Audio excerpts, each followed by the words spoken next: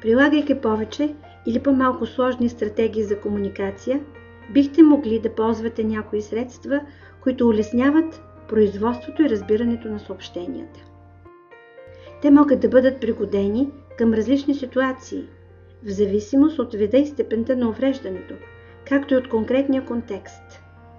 Много често тези приспособления се осигуряват от програмата за асистенти след консултация с здравен специалист. В този модул ще ви предоставим необходимата ви информация за най-често използваните видове средства, като обърнем специално внимание на начина им на употреба. Приспособленията за комуникация не са комуникативни стратегии сами по себе си, а помощни средства за тяхното прилагане.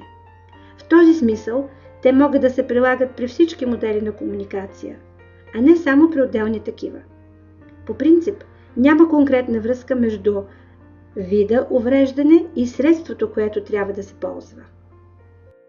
Различаваме две основни категории приспособления за комуникация, в зависимост от начина им на употреба, с директен контрол, който представлява възможност за избор между определен брой символи за комуникация, и с индиректен контрол, осъществяван от подходящите стратегии с помощта на съответния символ.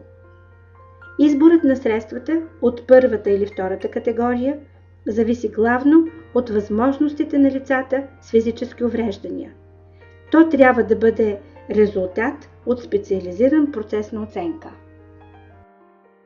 Таблици, поставени на стабилна основа, показват символи и или букви от азбуката, които са разположени на подходящото място.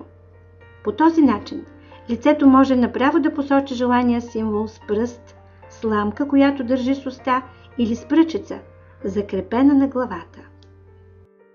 Едно по-сложно подобрение на това решение представлява така нареченото ВОКА – средство за звукова комуникация. То представлява няколко бутона, подредени в правилна решетка, които при активиране издават определен звук. Съобщението, което представлява съответства на всеки от бутоните, може да бъде записано и да се адаптира към показания символ. За спешни случаи или намалени възможности за комуникация има определени единични сигнали ВОКА, а общият им брой е 64, което прави системата по-обстоятелствена, но и по-сложна за ползване.